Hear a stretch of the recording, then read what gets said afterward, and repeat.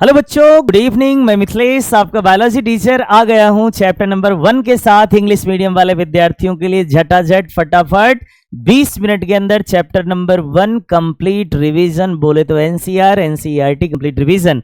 आइए, ये एनसीईआरटी का पीडीएफ हमें नहीं मिला तो मेरे पास एक अदर सोर्स था, उससे मैंने ये पीडीएफ करा है। बस सिलेबस आपको कंप्लीट कराना है पूरा, एग्जाम में एक भी क्वेश्चन ना छूटे। बच्चे देखिए, सबसे पहले चैप्टर की बात मैं करूं तो पहला चैप्टर में क्या है? पहला चैप्टर जो है चैप्टर नंबर 1, इसका नाम है reproduction in organism. Reproduction in organism मेरे पास पहले से रिसोर्स फाइल था, उससे मैंने ये चीजों को लिया है। अब बताइए, रिप्रोडक्शन इन ऑर्गेनिज्म में सबसे पहला कंसेप्ट बनता है क्या है? Life span. किसी भी ऑर्गेनिज्म का बर्थ से लेकर के नेचुरल डेथ तक का जो टाइम ड्यूरेशन होता है उसी को क्या बोलते हैं? लाइफ स्पैन कहते हैं। The period from the birth to their natural death तक के बीच के जो टाइम पीरियड होते हैं उसी को क्या बोलते हैं? Life span. देखो, life span is not fix, it's vary organism to organism. यानी ये जो बात करें, may be from vary from species to species vary करता है, जिसका एक सिंपल जो क्राइटेरिया है वो बनाया गया है। जैसे बनियान ट्री की बात करें, बनियान ट्री मतलब बरगद के वृक्ष के, तो जीवन इसके लगभग 200 से 300 वर्ष होने वाले हैं। टॉर्टाइज कछुआ लगभग 100 से 150 वर्ष होने वाला है।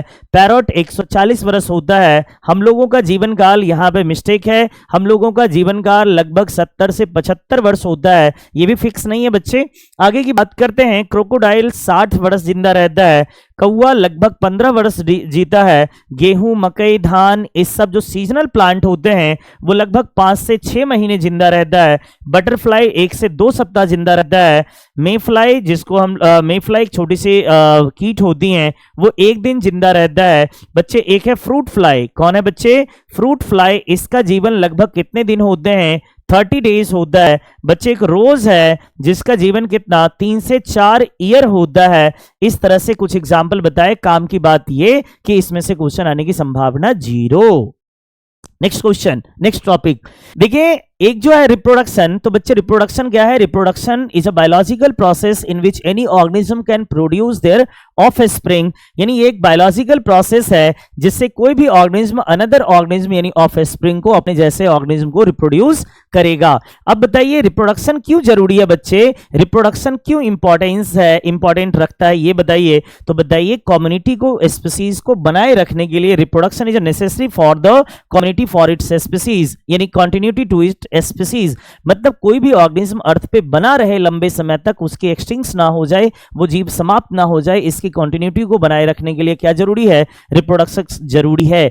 अब देखिए, सेक्सुअल रिप्रोडक्शन जो होता है इसमें हमेशा वेरिएशन की संभावना होती है, जिससे पॉपुलेशन में एक नए कैरेक्टर का इनहेरिटेंस होता रहता है। तो बच्चे, यहां से हम आपको बताएं रिप्रोडक्शन कितने तरह के होते हैं? 2, सेक्सुअल और एसेक्सुअल रिप्रोडक्शन। तो यहां पर बताया मैंने लाइफ स्पैन, रिप्रोडक्शन क्यों जरूरी है, ये चीजों को मैंने डिस्कस कराया। फिर चला जाए, देखिए एक इंपॉर्टेंट क्वेश्चन की तरफ चलते मेरे भाई। एक इंपॉर्टेंट क्वेश्चन हमारा होगा, ध्यान दिया जाए। एक इंपॉर्टेंट क्वेश्चन हमारा होने वाला है यहां से। बच्चे, ये इंपॉर्टेंट क्वेश्चन है, इसको इंपॉर्टेंट हम लगा लेते हैं। इंपॉर्टेंट क्वेश्चन, एसेक्सुअल रिप्रोडक्शन और सेक्सुअल रिप्रोडक्शन में डिफरेंसेस। तो बच्चे एक बात बताइए, सेक्सुअल रिप्रोडक्शन जो सबसे पहले एसेक्सुअल रिप्रोडक्शन है, asexual reproduction does not involve formation and fusion of the gamete. यानी इसके अंदर फॉर्मेशन और गैमिट के फ्यूजन की कोई जरूरत नहीं है। इसके अंदर फॉर्मेशन और गैमिट के फ्यूजन हमेशा होते रहते हैं। दूसरी बात करें, जो एसेक्सुअल रिप्रोडक्शन के ऑर्गेनिज्म होते हैं वो जेनेटिकली आइडेंटिकल होता है, और जो जेनेटिकली आइडेंटिकल होता है उसको क्या बोलते हैं? क्लोन बोलते हैं। और इसमें कभी भी क्लोन नहीं बनते हैं, इसमें हमेशा नए कैरेक्टर होता रहता है पॉपुलेशन में, जिसको क्या कहते हैं? वेरिएशन कहते हैं। बताइए, एसेक्सुअल रिप्रोडक्शन बहुत फास्ट प्रोसेस होता है, लेकिन इसके रिस्पेक्टिवली ये कैसा प्रोसेस होता है? स्लो प्रोसेस होता है। बच्चे, इसमें केवल और केवल माइटोसिस इन्वॉल्व होता है, लेकिन इसमें बच्चे मियोसिस और माइटोसिस दोनों इन्वॉल्व होता है। इसमें हमेशा एक ही पेरेंट जिम्मेवार होता है, यूनिपेरेंटल, लेकिन ये कैसा होता है भाई? बाई पेरेंटल, दो इंडिविजुअल मिलकर के एक ऑफस्प्रिंग को प्रोड्यूस करते हैं।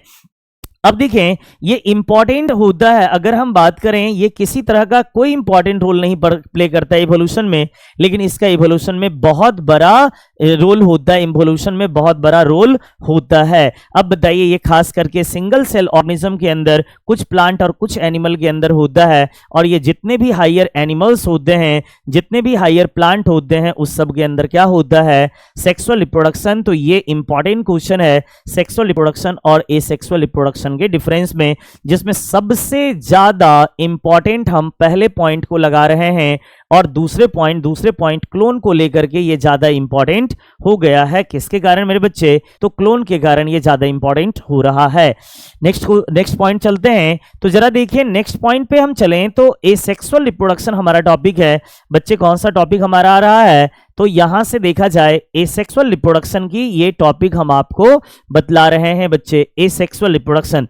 देखिए एसेक्सुअल रिप्रोडक्शन अभी हम बताए हैं, इसमें एक ही पेरेंट इन्वॉल्व होता है, यानी ये यूनिपेरेंटल होता है, और इसमें किसी भी तरह के विद और without formation of the gamete, इसमें कुछ के अंदर गैमिट का फॉर्मेशन हो भी सकता है और कुछ के अंदर गैमिट का फॉर्मेशन नहीं भी हो सकता है। अब बताइए ये जो ऑफस्प्रिंग होते हैं ये बिल्कुल अपने एग्जैक्ट कॉपी होता है, जिसको हम लोग क्या बोलते हैं, क्लोन। आपको हम बोले थे genetically and morphologically similar organism होते हैं, जिसको हम लोग क्या बोलते हैं, क्लोन कहते हैं। इसके अंदर अगर हम बात करें माइटोसिस ही काम होता है, मियोसिस की संभावना इसमें बहुत कम होती है। फिर देखिए टाइप्स ऑफ एसेक्सुअल रिप्रोडक्शन की बात करें, सबसे पहला हम बता रहे हैं बाइनरी फिजन। बताइए बच्चे बाइनरी फिजन का मतलब क्या है, बाई का मतलब दो, यानी एक ऑर्गेनिज्म पेरेंटल बॉडी डिवाइड करेगा और डिवाइड करके दो नए ऑफस्प्रिंग को फॉर्म करेगा, उसी को क्या बोलेंगे, बाइनरी फिजन। अमीबा याद रखिएगा,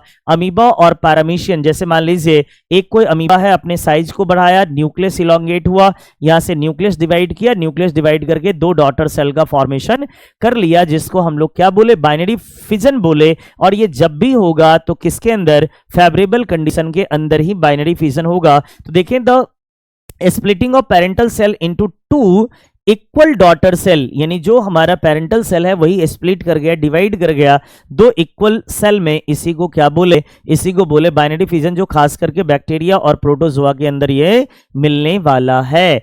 बच्चे देखिए अब जो हम आपको पढ़ा रहे हैं, अब देखिए दूसरा जो हमारा यहां से आ रहा है, दूसरा एग्जाम्पल जरा देखें, multiple fission. Multiple fission, binary fission जब भी होगा तो फेवरेबल कंडीशन में, और मल्टीपल फिजन जो होगा अनफेवरेबल कंडीशन में ये करेगा। जरा देखिए multiple fission, splitting of parental cell into numbers of daughter cell, यानी कई सारे डॉटर सेल में डिवाइड हो गया, each which grow into a adult multiple fission. Example plasmodium, यानी बाइनरी फिजन का याद रखना अमीबा पैरामीशियम, और बाइनरी फिजन का अमीबा पैरामीशियम, और मल्टीपल फिजन का याद क्या रखना है, प्लाज्मोडियम बच्चे। उसके बाद देखेंगे अगला हमारा आएगा स्पोरुलेशन। आपको बताए थे अमीबा के अंदर एडवर्स कंडीशन में, एडवर्स कंडीशन बोले तो अनफेवरेबल कंडीशन में क्या बनता है, 3 लेयर, जिसको क्या बोलते हैं, सिस्ट, और उसी सिस्ट के अंदर स्पोर का फॉर्मेशन होता है माइटोसिस के थ्रू, जो आगे चल करके न्यू इंडिविजुअल को फॉर्म करने वाला है, इंडिविजुअल को फॉर्म करने वाला है बच्चे। तो यहां से देखें during the unfavourable condition organism like amoeba cover them self with the 3 layer, कितने लेयर, 3 हार्ड लेयर कवरिंग, जिसको हम क्या बोलते हैं, सिस्ट, और इसी सिस्ट का फॉर्मेशन क्या कहलाता है, इंसिस्टेशन। और इसी सिस्ट के अंदर आप देखेंगे कि जैसे ही वापस फेवरेबल कंडीशन रिटर्न होगा तो डिवाइड करता है मल्टीपल फिजन से, और जिसको हम लोग क्या बोलते हैं, स्पोर। जिस स्पोर के फॉर्मेशन को क्या बोलेंगे, स्पारुलेशन। ये किस में बनता है, अमीबा के अंदर। याद रखना है ये किस कंडीशन में बनता है, अनफेवरेबल कंडीशन में, यानी अमीबा को अपने आप को प्रोटेक्ट रखने के लिए 3 लेयर का फॉर्मेशन होता है, जिसको क्या बोलते हैं, सिस्ट, और इस सिस्ट का बनना क्या कहलाएगा, इंसिस्टेशन कहलाएगा। एक देखेंगे फ्रेगमेंटेशन है। फ्रेगमेंटेशन का मतलब जिधर तिधर उधर से डिवाइड किया और डिवाइड करके नए इंडिविजुअल को बना लेना है, स्पाइरोगायरा इसका एग्जांपल है। फिर देखेंगे बडिंग। बडिंग का मतलब क्या है, ये बड निकलेगा, इस तरह से कलियां निकलेंगी और यही आगे चल के डिवाइड करेगा। एग्जांपल याद रखना है ईस्ट और हाइड्रा। तो देखिए बडिंग में क्या याद रखेंगे, ईस्ट और हाइड्रा, ये डायग्राम आपके बडिंग का हुआ। नेक्स्ट क्वेश्चन नेक्स्ट पॉइंट देखेंगे रीजेनरेशन। बच्चे रीजेनरेशन की बात करें तो कुछ ऑर्गेनिज्म होते हैं जैसे कि प्लेनेरिया का बॉडी जितने भागों में डिवाइड कर दो सारा बॉडी एक नए ऑर्गेनिज्म को फॉर्म कर लेता है, यानी मिसिंग पार्ट को वो दोबारा अपने आप को रीअपीयर कर लेता है, प्रोलिफरेट कर लेता है, उसी को क्या बोलेंगे रीजेनरेशन। एग्जाम्पल इसका आपको क्या बताए, एग्जाम्पल हम आपको इसका बताए प्लेनेरिया। फिर देखें जूस्पोर का मतलब क्या, कोई स्पोर होगा और उसके अंदर फ्लैजिला होगा, मोटिलिटी होंगी उसके अंदर, उसी को बोलेंगे जूस्पोर। जैसे कि बात करें यूनिसेलुलर ऑर्गेनिज्म के अंदर जो मोटाइल स्पोर होगा उसी को हम लोग जूस्पोर कहते हैं। एग्जाम्पल क्या है, क्लेमाइडोमोनास। जैसे देखिए यहां पर जो ये क्लेमाइडोमोनास है इसको क्या बोलेंगे, जूस्पोर। ये पेरेंटल सेल हुआ और इससे ये स्पोर का फॉर्मेशन हो गया। उसके बाद बताइए ये कॉनिडिया का डायग्राम है। कॉनिडिया ये फंगी है जिसका एग्जाम्पल क्या है, कॉनिडिया पेनिसिलियम। इसके अंदर जो स्पोर बनता है वो स्पोर कैसा बनता है, स्पोर बनता है एक्सोजीनस फॉर्मेशन करता है। एग्जाम्पल क्या है, पेनिसिलियम। फिर देखिए जेम्यूल्स किसमें बनेगा, जेम्यूल्स बनता है स्पॉन्जेज के अंदर, जो कैसा होता है बच्चे, ये होता है इंडोजीनस फॉर्मेशन होता है। क्या होता है, इंडोजीनस फॉर्मेशन। जेम्यूल्स किसमें बनेगा, तो याद रखना है जेम्यूल्स बनता है स्पॉन्जेज के अंदर। तो बच्चे यहां से हमने बताया रीजेनरेशन किसमें, प्लेनेरिया में, जूस्पोर किसमें, क्लेमाइडोमोनास में, कॉनिडिया किसमें बनेगा, पेनिसिलियम में, और जेम्यूल्स किसमें बनेगा, स्पॉन्जेस में बनेगा। अब देखिए वेजिटेटिव प्रोपोगेशन क्या होता है बच्चे, वेजिटेटिव प्रोपोगेशन क्या होगा ये जरा देख लीजिए। वेजिटेटिव प्रोपोगेशन क्या होने वाला है, तो हमने आपको बताया वेजिटेटिव प्रोपोगेशन के विषय में कि अगर प्लांट के अंदर एसेक्सुअल रिप्रोडक्शन हो रहा है तो उसी को क्या बोलेंगे, vegetative propagation. It is a mode of reproduction in which new plant are formed from the vegetative part like vegetative propagules in the plant like root, stem or leaf, very common in higher angiosperm। मतलब क्या, अगर plant के अंदर asexual reproduction हो रहा है तो उसी को क्या बोलेंगे, वेजिटेटिव प्रोपोगेशन बोलेंगे, जिसमें वेजिटेटिव पार्ट से जैसे रूट हो गया, स्टेम हो गया, लीफ से, इन सारे से नए प्लांट का फॉर्मेशन हो जाएगा। जैसे बुलबिल टाइप ऑफ देखेंगे, ये रहा agave bulbil type of. Bulb, onion और गार्लिक, बल्ब की बात करें प्याज और लहसुन में मिलेगा। पोटैटो के अंदर हम लोग बोलते हैं इसको ट्यूबर, क्या बोलते हैं, ट्यूबर। ये रहा पोटैटो ट्यूबर, इसी से ये क्या है, अंडरग्राउंड स्टेम है, इसी से एक्सिलरी आई बना और नया प्लांट बन जाता है। लीफ बर्ड बताइए, ब्रायोफिलम, पत्थर चट्टा का ये डायग्राम हुआ। ऑफसेट वाला किसके अंदर बनेगा, आइकॉर्निया और पिस्टिया, जिसको वाटर हाइसिंथ जलकुंभी बोलते हैं। राइजोम, ये भी स्टेम का मॉडिफिकेशन है, अदरक और हल्दी के अंदर मिलेगा। राइजोम अदरक और हल्दी मतलब जिंजर और गार्लिक के अंदर। Runner type of vegetative propagation oxalis के अंदर मिलेगा, और सकर के अंदर सकर टाइप ऑफ मिंट के अंदर बनेगा। तो इसमें से एनसीईआरटी वाले पे हम डबल टिक कर ले, बुलबिल भी है, बल्ब भी है, ट्यूबर भी है, लीफ बर्ड भी है, ऑफसेट भी है, राइजोम भी है, और सकर भी है, और रनर भी है। बस इस दोनों का एग्जाम्पल नहीं दिया है, बाद बाकी ये सारे टॉपिक्स आपके एनसीईआरटी की ही हैं। जरा देखें, ये रहा स्टेम का मॉडिफिकेशन है पोटैटो, जिसमें एक्सिलरी आइज बनी है।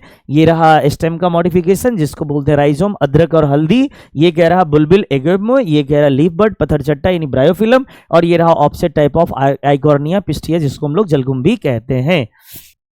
अब देखिए यहां से 3 फेज का नाम दिया है। एक phase juvenile phase. Juvenile phase क्या होता है मेरे बच्चे, तो जो हमारा चाइल्डहुड के बाद जो एडल्ट यानी रिप्रोडक्टिव फेज और चाइल्डहुड के बेस का जो फेज होता है जिससे हमारी बॉडी बहुत तेजी से ग्रोथ करता है, उसी को जुवेनाइल फेज बोलते हैं। और प्लांट के अंदर जुवेनाइल फेज को हम लोग वेजिटेटिव फेज कहते हैं। और इसी वेजिटेटिव फेज के बाद जस्ट बाद स्टार्ट होता है रिप्रोडक्टिव फेज, जिससे प्लांट में देखेंगे फ्लॉपिंग आना स्टार्ट हो गया, मेल के अंदर दाढ़ी मूंछ आना स्टार्ट हो गया, अट्रैक्शन बढ़ गई, ये सारे रिप्रोडक्टिव फेज होते हैं। उस फेज से पहले वाला फेज कहलाता है जुवेनाइल फेज।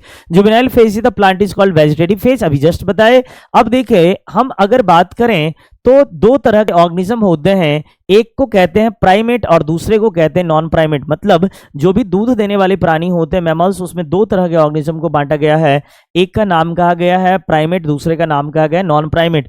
जो भी प्राइमेट होते हैं उसमें आप देखेंगे एक साइकिल होता है ऑस्ट्रिच साइकिल, जैसे कि आपको मिलेगा किसमें के अंदर, काऊ के अंदर, शिप के अंदर, लायन के अंदर, डॉग के अंदर, इस सब के अंदर। और हम लोग जो विकसित प्राणी हैं, मानव हो गया, बंदर हो गया, चिंपैंजी हो गया, इस सबों के अंदर जो मिलता है, इस सब के अंदर मिलता है मेंस्ट्रुअल साइकिल। तो याद रखिएगा ये दोनों के दोनों इंपॉर्टेंट है, आपको ऑब्जेक्टिव में इससे क्वेश्चन आने की संभावना रहती है। अब है इवेंट ऑफ सेक्सुअल रिप्रोडक्शन। बच्चे सेक्सुअल रिप्रोडक्शन के 3 इवेंट होते हैं, एक का नाम है प्री फर्टिलाइजेशन, दूसरे का नाम है फर्टिलाइजेशन और तीसरे का नाम है पोस्ट फर्टिलाइजेशन। बच्चे प्री फर्टिलाइजेशन का मतलब क्या, जो फर्टिलाइजेशन से पहले होगा, गैमेटोजेनेसिस और गैमेट ट्रांसफर। तो ये pre fertilization include formation of gametes and the transfer of gamete, यानी गैमेट का बनना और गैमेट का ट्रांसफर होना क्या कहलाएगा, गैमेटोजेनेसिस कहलाएगा। जिसमें देखो सबसे पहला बताया है गैमेटोजेनेसिस। गैमेटोजेनेसिस का मतलब क्या, गैमेट का फॉर्मेशन, गैमेट का फॉर्मेशन गैमेटोजेनेसिस कहलाएगा। तो वही है the involves of formation of two haploid reproductive unit calls gamete, यानी इसके अंदर गैमेट का फॉर्मेशन होता है। The formation of male gamete from the male reproductive unit is called spermatogenesis. Male के अंदर गैमेट बनेगा स्पर्म, तो क्या कहलाएगा, स्पर्मेटोजेनेसिस। और फीमेल के अंदर फीमेल गैमेट बनेगा ओवम, जिसको क्या बोलेंगे, oogenesis बोलेंगे।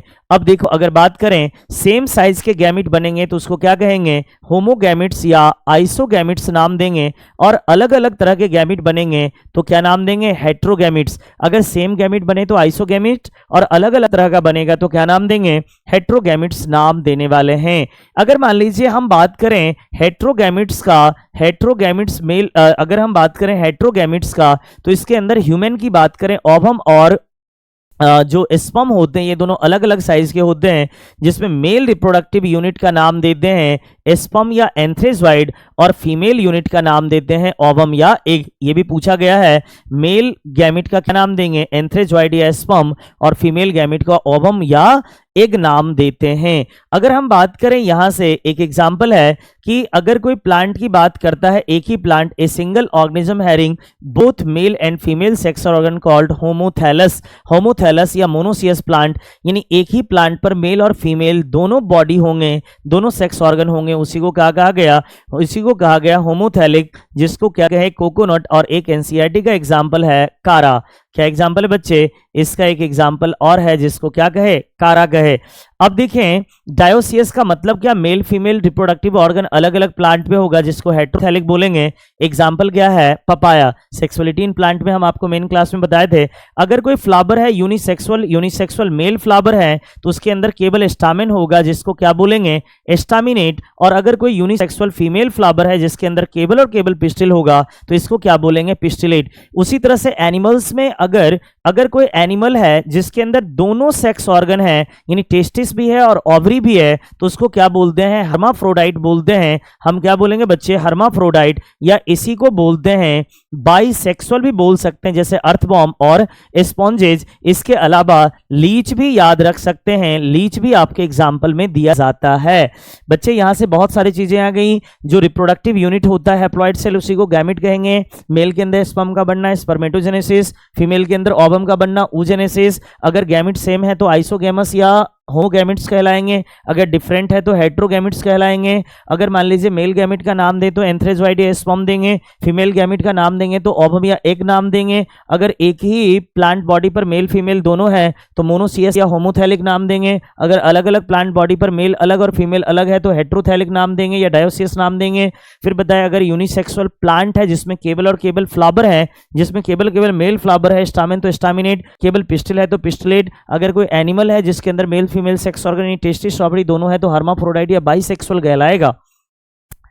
फिर बच्चे यहां से देखें यूनिसेक्सुअल मेल की बात करते हैं, इसको स्टामिनेट और पिस्टिलेट जो अभी रिपीट हो गया था। फिर देखें ये जो हर्माफ्रोडाइट आपको बता ही दिए। अब देखो ये जो है, ये जो डायग्राम है ये किसका है, आइसोगेमस का है। आइसोगेमस साथ ही साथ ये कैसा है, जूस्पोर है। जूस्पोर का मतलब क्या, यहां पर जो है फ्लैजिला प्रेजेंट है। फ्लैजिला प्रेजेंट का मतलब क्या होगा, मोटाइल होगा, और जो मोटाइल होगा उसी को क्या कहेंगे, जूस्पोर। ये एग्जाम्पल किसका है, ये है CHA क्लेमाइडोमोनास का है। किसका है बच्चे, क्लेमाइडोमोनास, जो कि एक क्या है, एल्गी है। अब देखें ये है एक फ्यूकस का डायग्राम, गैमिट है फ्यूकस, फ्यूकस FUCUS।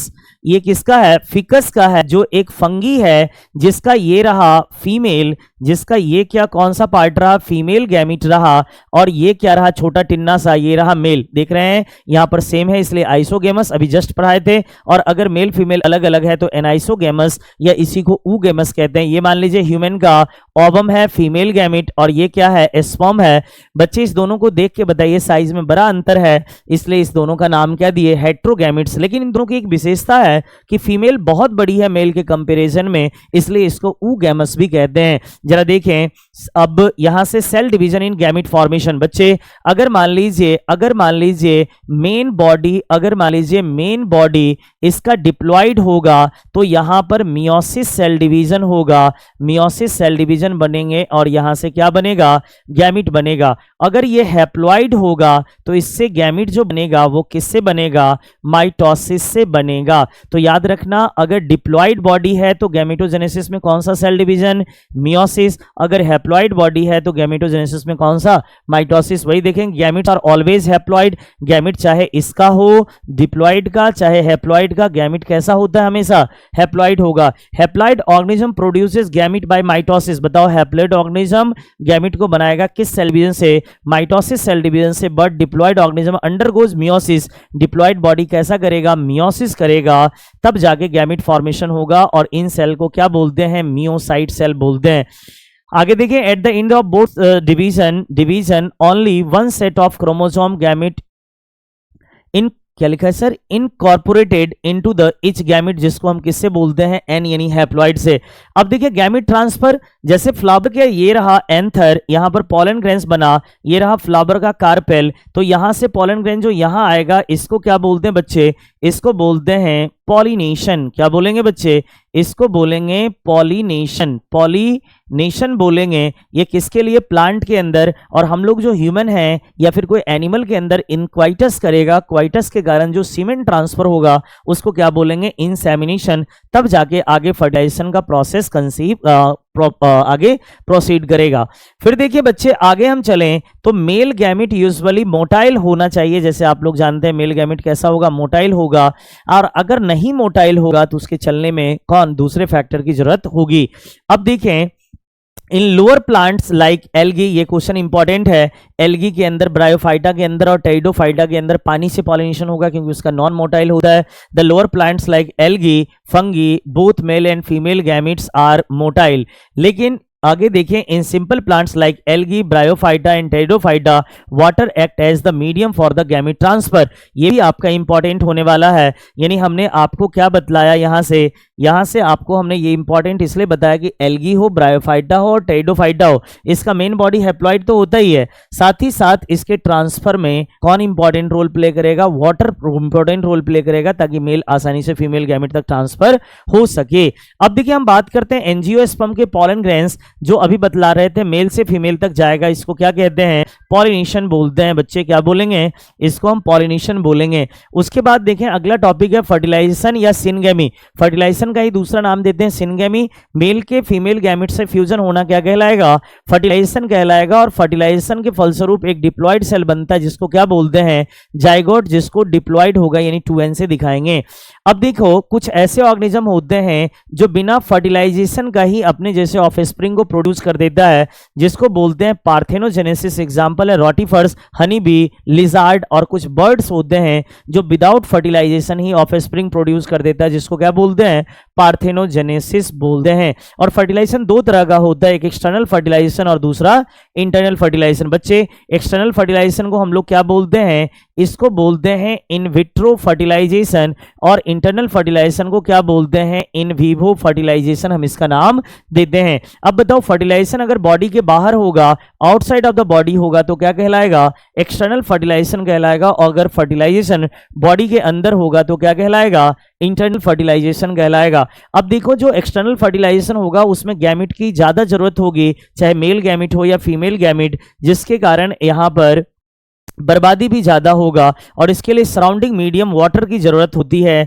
और यहाँ पर सिनगेमी की चांसेस बहुत कम होती है। लेकिन यहाँ पर अगर बात करें produce very large number of egg produce a less, यानी अगर हम बात करें स्पर्म बहुत ज़्यादा बनता है लेकिन ओवम बहुत कम बनती है, क्योंकि ओवम तक स्पर्म को जाना है तो बर्बादी किसकी होगी, स्पर्म की, लेकिन ओवम की बर्बादी नहीं होती है, इसलिए ओवम बहुत कम बनता है। फिर देखेंगे offspring are externally valuable to predator, यानी कुल मिलाकर के जो ऑफस्प्रिंग बनेगा वो दूसरे प्रीडेटर द्वारा खाया जा सकता है, इसलिए इसकी सर्वाइवबिलिटी की संभावना बहुत कम होती है। लेकिन इसमें पेरेंटल केयर मिलता है, पेरेंटल केयरिंग कैपेसिटी मिलता है। फिर देखिए एग्जांपल की बात करें, एक्सटर्नल फर्टिलाइजेशन बॉनीफिश, उसके बाद फ्रॉग और मेजोरिटी ऑफ एल्गी, बाद बाकी इधर बर्ड हो गया, मैमल्स हो गया, जो भी हायर एनिमल्स होंगे उसमें क्या होगा, इंटरनल फर्टिलाइजेशन ही होने वाला है। तो बच्चे ये भी एक इंपॉर्टेंट है। आगे हम चलते हैं, आगे जरा देखिएगा, आगे यहां से पोस्ट फर्टिलाइजेशन इवेंट्स दिया गया है। तो देखो फर्टिलाइजेशन के बाद जो भी इवेंट्स होगा उसको क्या बोलेंगे, पोस्ट फर्टिलाइजेशन इवेंट, जिसके अंदर जो अभी बताए थे जाइगोट, यही जाइगोट क्या करेगा बच्चे, जनरली माइटोसिस कराएगा और क्या कराएगा, यहां से एम्ब्रियो बन जाएगा। लेकिन कुछ ऐसे भी होते हैं जाइगोट जो होता है, अगर मान लो एम्ब्रियो से आगे बनाना है, हैप्लॉइड बॉडी बनाना है, हैप्लॉइड बॉडी, तो यहां पर क्या होगा, मियोसिस, और अगर यहां से मान लीजिए डिप्लॉइड बॉडी बनाना है तो यहां से कौन सा सेल डिवीजन होगा, माइटोसिस। यानी हैप्लॉइड बॉडी बनाने के लिए मियोसिस और डिप्लॉइड बॉडी बनाने के लिए माइटोसिस, क्योंकि ये 2n है, 2n से 2n जाएगा तो माइटोसिस और 2n से n जाएगा तो मियोसिस सेल डिवीजन लगेंगे। वही यहां पे लिखा है, this includes developments of zygote into the embryo after the fertilization. Zygote का डेवलपमेंट अब हम देख रहे हैं बच्चे, जाइगोट का डेवलपमेंट हम देख रहे हैं मेरे भाई। तो जाइगोट का डेवलपमेंट अगर एक्सटर्नल फर्टिलाइजेशन हो रहा है जाइगोट के अंदर, तो इसके लिए एक एक्सटर्नल मीडियम की जरूरत होगी, और एक्सटर्नल फर्टिलाइजेशन में जाइगोट कहाँ बनता है, बॉडी के इनसाइड। यानी अगर मान लीजिए एक्सटर्नल फर्टिलाइजेशन हो रहा है तो जाइगोट बॉडी के बाहर बनेगा, और इंटरनल फर्टिलाइजेशन होगा तो जाइगोट बॉडी के अंदर बनेगा। कोई विशेष जानकारी नहीं, इस विशेष जानकारी आपको नहीं रखना है इसमें। अब देखिए फर्दर जाइगोट जो होता है develop upon a life cycle into the environment. अब यही जाइगोट आगे डेवलप करके अपने लाइफ साइकिल को कंप्लीट करता है। जाइगोट जो होगा अपने जैसे स्प्रिंग को, ऑफस्प्रिंग को फॉर्म करेगा, जो कि नेक्स्ट ऑर्गेनिज्म के लिए जरूरी है। अब देखिए कुछ एग्जांपल है, ये इंपॉर्टेंट होने वाला एग्जांपल वाला, एल्गी हो गया, फंगी हो गया, इसके जाइगोट के ऊपर एक मोटा वॉल होता है जो इसको डैमेज होने से बचाता है, जिसको क्या कहते हैं, एस्पोरेंजियम कहते हैं। मेन क्लास में बताए थे इसका प्रोटेक्टिव लेयर क्या कहलाता है, एस्पोरेंजियम कहलाता है। अगर अब यहां से बताए हैप्लॉइड लाइफ साइकिल में कौन सा सेल डिवीजन होगा, मियोसिस, वही लिखा है। In haploid life cycle the zygote undergoes reductional division. Reductional division को हमने क्या बोलते हैं, इसी को बोलते हैं, रिडक्शनल डिवीजन को क्या बोलते हैं बच्चे, इसको बोलते हैं मियोसिस। यहां से मियोसिस डिवीजन होगा, मियोसिस करेगा जिसके कारण हैप्लॉइड ऑर्गेनिज्म बनाएगा। और अगर ये डिप्लॉइड बॉडी होगा, डिप्लॉइड बॉडी बनाना होगा तो कौन सा सेल डिवीजन होगा, माइटोसिस। वही diploid life cycle the zygote undergoes mitosis cell division. तो बच्चे ये लाइन हमारा लास्ट वाला इंपॉर्टेंट है, और सेकंड थर्ड लास्ट भी बड़ा इंपॉर्टेंट था। तो कुल मिलाकर के आपको रिवीजन ही तो करना है जो मैं करा रहा हूं। आगे जरा देखा जाए, आगे हम आपको बता रहे हैं एम्ब्रियोजेनेसिस। बच्चे जाइगोट से अभी तुरंत बताए थे, जाइगोट आगे चल के एम्ब्रियो को बनाएगा, वही एम्ब्रियो से जाइगोट का बनना, सॉरी जाइगोट से एम्ब्रियो का बना क्या कहलाएगा, एम्ब्रियोजेनेसिस कहलाएगा। और एम्ब्रियोजेनेसिस के अंदर जनरली डिप्लॉइड बॉडी बनेगा तो माइटोसिस होगा। और हम बताएं तो अगर यही आगे चल करके ऑर्गन का फॉर्मेशन करेगा और जाइगोट डेवलप करके कुछ अंडे देने वाले प्राणी बनेंगे, जिसको क्या बोलेंगे, ओविपेरस, और कुछ बच्चे देने वाले प्राणी बनेंगे उसको क्या बोलेंगे, विविपेरस बोलेंगे। तो ओविपेरस और विविपेरस में डिफरेंस है बच्चे, आपको एग्जांपल ध्यान रखना है। ओविपेरस में एग लेइंग करेगा और यहां पर क्या यंग वंस प्रोड्यूस करेंगे। ओविपेरस की बात करें तो इसके अंदर इन्वायरमेंट में अपने आप को सर्वाइवल रखने के लिए कैल्शियम का लेयर होगा, किसका लेयर, CaCO3 का लेयर, कैल्शियम बाइकार्बोनेट का लेयर होगा। एग्जांपल रेप्टाइल्स हो गए, बर्ड्स हो गए और इंसेक्ट हो गया। और इसमें चांस ऑफ सर्वाइबिलिटी ज्यादा होगी क्योंकि ये यंगर वंस को प्रोड्यूस करेगा। Majority of mammals including human ये सारे क्या हुए, विविपेरस हुए। अब हमारा लास्ट है, जरा देखिएगा। अब एक चीज बताइए, पोस्ट फर्टिलाइजेशन इवेंट में अगर हम बात करें तो ये प्लांट में क्या होगा, जो भी ओवरी होता है वो किसको बनाता है बच्चे, वो फ्रूट को बनाता है। जो ओव्यूल होता है वो किसको बनाता है, सीड को बनाता है। और उसके बाद अगर हम बात करें वॉल ऑफ ओवरी अगर बात करें तो ये किसको बनाता है, ये बनाता है पेरिकार्प को। तो जरा देखें सीड को सीड को किससे दिखाया गया है, एस से, और पेरिकार्प को पी से। तो जरा देखें ये क्या है सीड और ये क्या है छिलका, पेरिकार्प, ये क्या है सीड, ये क्या है पेरिकार्प, ये क्या है सीड, ये क्या है पेरिकार्प, ये क्या है सीड, ये क्या है पेरिकार्प। अब वही लाइन यहां से लिखा है, the flowering plant the zygote formed inside the ovule thereby zygote develop into the embryo. आगे है the fertilized ovule develop into the seed. अभी तुरंत बताए थे ओव्यूल किसको बनाया है, सीड को बनाया है। And ovary develop into the fruit, ovary किस में बदल गया है, फ्रूट के अंदर। The seed after disposal in the आगे dispersal in the favourable condition germinate to produce new plant in seed, आगे जर्मिनेट करके नए प्लांट को बनाएगा। और इसके ऊपर फ्रूट के ऊपर जो बाहरी कवरिंग होता है, फ्रूट का जो बाहरी कवरिंग, उसी का क्या नाम देते हैं, पेरिकार्प। बच्चे लगभग कितना मिनट लगा सर इसको पढ़ाने में? तो बच्चे बहुत कम समय में हमने आपको ये पूरा रिवीजन कराया है। 35 मिनट 29 लगभग 30 मिनट का हम टारगेट लिए थे, तो 30 मिनट में हमने आपको पूरा पढ़ाया। अगर ये वीडियो अच्छा लगा तो अपने दोस्तों में शेयर जरूर करेंगे, लाइक शेयर कमेंट अपनी रिव्यू जरूर देंगे। बहुत बहुत धन्यवाद। मिलते हैं नेक्स्ट वीडियो में चैप्टर नंबर 3 के साथ। बहुत बहुत धन्यवाद।